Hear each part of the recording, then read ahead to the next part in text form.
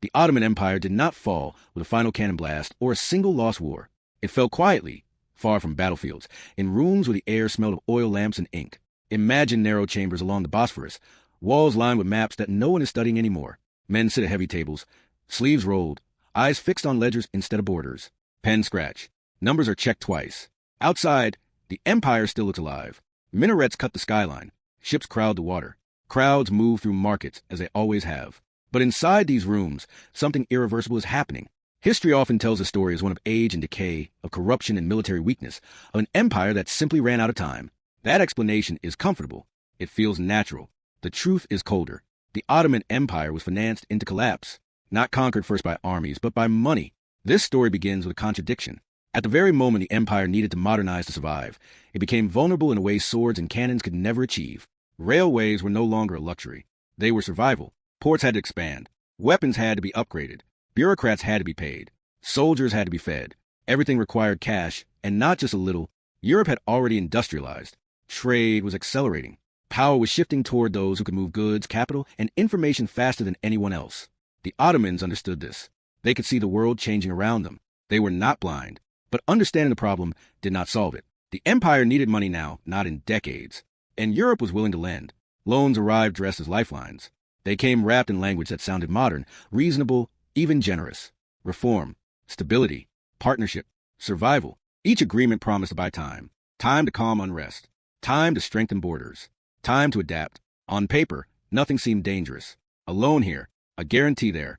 Interest rates that looked manageable in the moment. Think about that. No armies crossed the frontier. No flags were raised over captured cities. Yet something began to shift. Each loan carried leverage. Each signature transferred a small piece of control. Slowly, quietly, sovereignty became collateral. To understand the danger, you have to understand the scale of what was at stake. The Ottoman Empire was not just another state. It controlled one of the most strategic crossroads on Earth. Trade between Europe, Asia, and Africa passed through its lands and waters. Whoever influenced this empire influenced global commerce. Grain, cotton, spices, metals, and labor all flowed through Ottoman territory. Control over ports meant control over trade routes. Control over trade routes meant power. Europe knew this. European financiers did not need to conquer the empire to benefit from it. They only needed access. And access could be purchased with credit. At first, the arrangement felt mutual. The empire received funds. Europe received interest. The relationship looked balanced. But debt is not neutral. Debt creates direction. Money flows one way. Obligations flow the other. Every repayment required revenue. Every revenue stream could be tracked, pledged, and eventually claimed. Customs duties, port fees, taxes on trade. These were no longer abstract numbers. They became guarantees. Promises tied to future income. Imagine running an empire where tomorrow's earnings are already spoken for. Imagine making decisions knowing that a missed payment could invite pressure, intervention, or worse. This is how power changes hands without violence. The brilliance of this system, from the lender perspective, was its invisibility. There was no dramatic moment when the empire lost its independence. No single treaty that declared surrender. Control arrived gradually, almost politely. The Ottomans still ruled their lands. They still enforced laws. They still collected taxes. But the purpose of that machinery began to shift. Increasingly, it existed to service debt. The state did not collect money to govern first. It collected money to pay. And if payments failed, consequences followed. This is the central tension of the story. The empire was not defeated at its weakest moment. It was captured at its most desperate. Every crisis made borrowing feel unavoidable. Wars cost money. Rebellions cost money. Modernization cost money. Each challenge pushed the empire deeper into financial dependency. And each step deeper reduced its ability to choose a different path. Think about that. The more the empire tried to survive, the less control it had over how it survived. From the outside, none of this looked like collapse. European observers still saw a functioning state. Diplomats still negotiated. Merchants still traded. Soldiers still marched. But beneath the surface, the empire's future was being quietly priced. Interest rates became tools. Repayment schedules became deadlines. Financial oversight became influence. The battlefield had shifted from open plains to accounting tables. Victory was measured in balance sheets, not territory.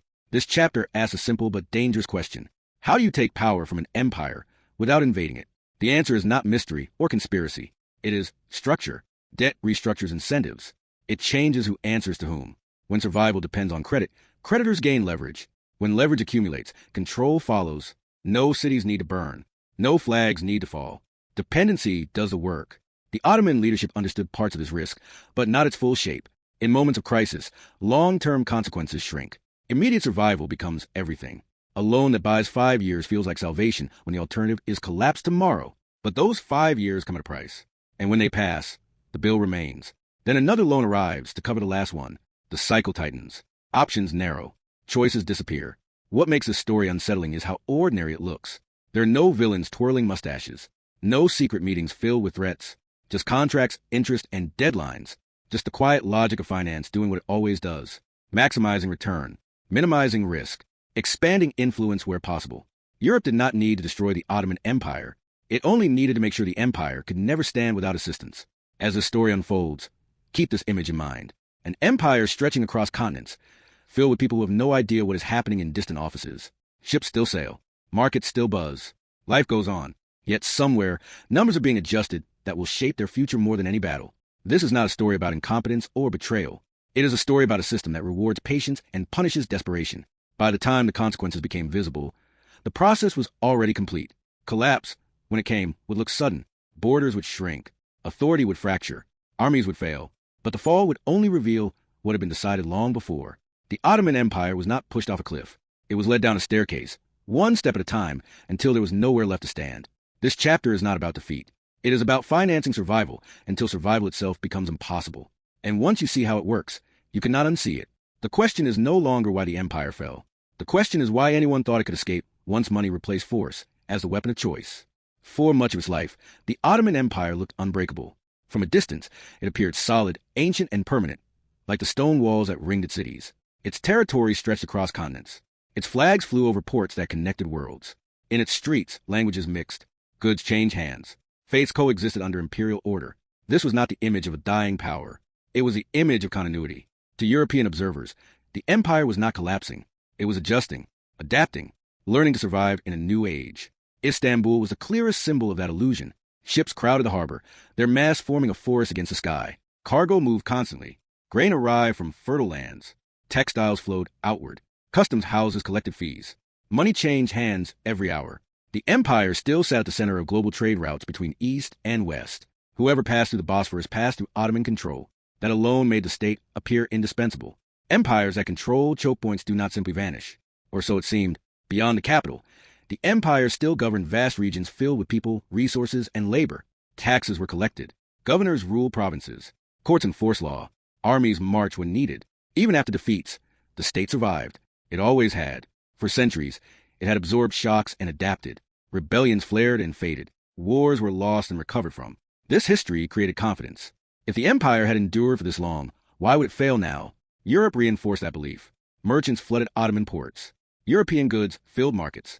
Diplomatic missions crowded palace halls. Treaties were signed. Alliances formed. On the surface, the empire was treated as a peer, not an equal in strength, perhaps, but still a functioning power. A partner. A necessary actor in the balance of global politics. That recognition mattered. It masked vulnerability. It delayed panic. Modernization added to the illusion. Railways were planned to link provinces and speed trade. Telegraph lines promised faster communication.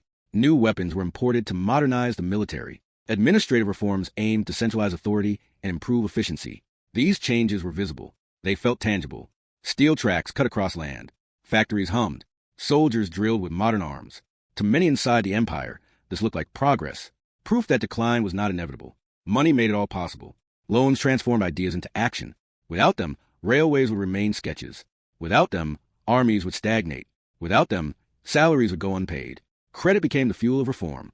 And because the early effects were positive, the danger remained hidden. The empire functioned better with borrowed money than without it. Revolts were delayed. Crises were managed. Time was bought. Think about that. Every successful loan reinforced a belief that borrowing worked. This belief shaped decision-making. When a crisis emerged, borrowing felt responsible. When revenues fell short, loans filled the gap. When modernization stalled, credit restarted it. The alternative was visible and frightening. Without money, reforms would collapse. Armies would weaken. Authority would fracture.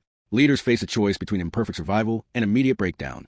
Under that pressure, the long-term cost of debt faded into the background. From the outside, European observers saw a state willing to modernize and cooperate. Advisors arrived offering expertise. Administrators proposed systems that had worked elsewhere. Financial instruments were presented as neutral tools. Practical solutions to practical problems. The language was technical, not political. Interest rates, guarantees, repayment schedules. These sounded manageable. Abstract.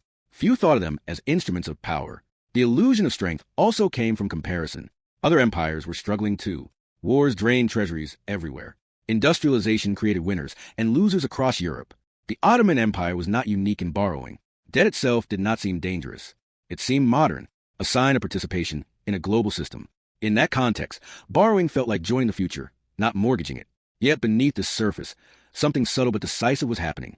Revenue streams were being quietly pledged. Customs income was promised in advance. Taxes were earmarked before they were collected.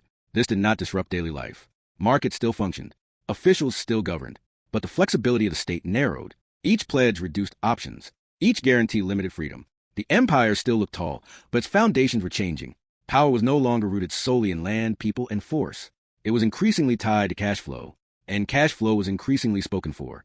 Imagine ruling a state where key income sources cannot be redirected in an emergency. Imagine planning for war or reform knowing that much of your revenue belongs to someone else before it reaches your hands. The danger was not obvious because nothing broke immediately. Systems adjusted. Bureaucrats adapted. Payments were made. This created a dangerous calm. The absence of collapse was mistaken for stability. The empire's continued existence became proof that the strategy was working. Each year of survival justified the next loan. Each reform justified further borrowing. There was also pride. Admitting vulnerability carried political risk. Leaders could not openly say the empire was dependent. To do so would undermine authority. So dependency was reframed as cooperation. Control was reframed as partnership. Oversight was reframed as assistance. Language softened reality, and reality followed language. European influence expanded quietly. Financial oversight brought advisory roles. Advisory roles brought informal authority.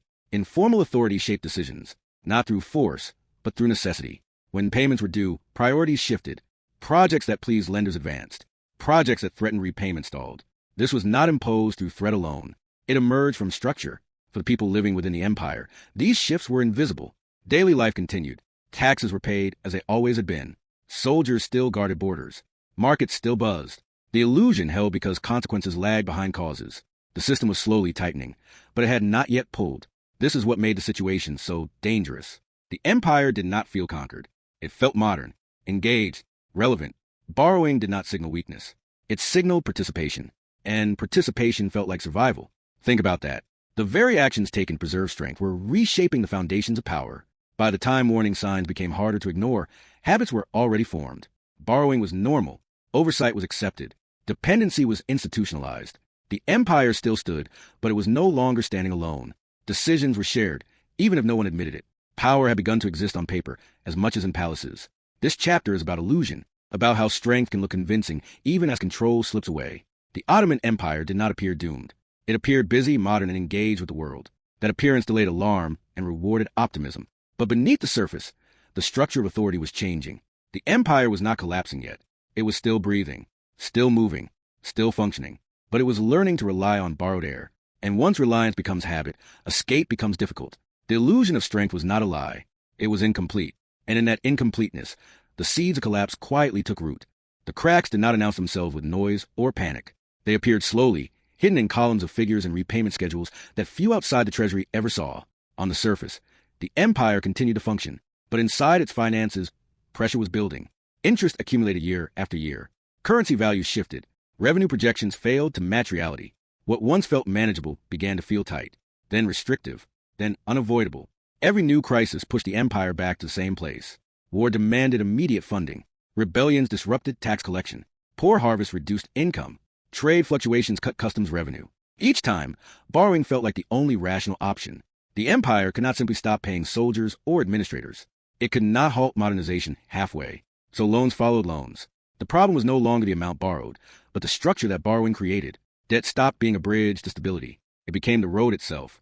This is where the mechanism locked in. Early loans had been about development and reform. Later loans were about survival. And survival loans come with conditions. Repayment schedules grew stricter. Oversight expanded. Guarantees became more specific. Lenders were no longer satisfied with promises. They wanted control over revenue streams. Customs income, port fees, railway earnings, taxes tied to trade. Money that once flowed into imperial hands was now redirected before it arrived. Think about that. The empire was collecting money it could not freely use. The logic was ruthless but simple. Creditors wanted certainty. Certainty required access. Access required oversight. Oversight required authority. None of this needed force. It needed contracts. Administrators arrived to ensure payments were made. Accounts were reviewed. Budgets were adjusted. Priorities were reshaped. This was not occupation. It was administration. And it worked. As debt deepened, choice narrowed. To pay old loans, new ones were taken. To stabilize the currency, further concessions were made. The empire entered a cycle that fed on itself. Each solution created the conditions for the next problem. Each delay made the final outcome more severe. Leaders still made decisions, but the range of acceptable decisions shrank. Projects that pleased creditors advanced. Projects that threatened repayment stalled. Sovereignty thinned without a single battle lost. Imagine governing an empire where tomorrow's income is already spent. Imagine knowing that a missed payment could trigger intervention. Not invasion, but pressure. Diplomatic pressure. Financial pressure. The kind that arrives quietly and leaves few options. This was a turning point. Not a war. Not a rebellion. A loss of choice. The empire could still rule land. It could still command armies. It could still enforce laws. But it could not rule its money. And money was becoming the core of power. Economic gravity took over. Decisions once made in imperial halls were now shaped in distant financial centers. Budgets were no longer expressions of policy. They were instruments of compliance. What made this moment decisive was its invisibility. There was no single announcement that control had shifted. No ceremony. No public surrender. Even many officials believed the situation was temporary. That stability was just one loan away. But structure does not care about optimism. The system rewarded lenders and punished borrowers. Predictably, consistently. As oversight expanded, the empire's flexibility collapsed. Emergency spending became difficult. Military readiness suffered. Infrastructure aged. Public trust eroded. People felt strain without understanding its source. Taxes rose. Services faltered. Discontent grew. But the state could not respond freely. Its resources are constrained by obligations made years earlier. This is how economic collapse precedes political collapse. Institutions hollow out before they break. Authority weakens before it falls. By the time unrest becomes visible, the capacity to respond is already gone. The Ottoman Empire was still standing, but it was standing on borrowed time, measured in repayment dates. The turning point was not dramatic.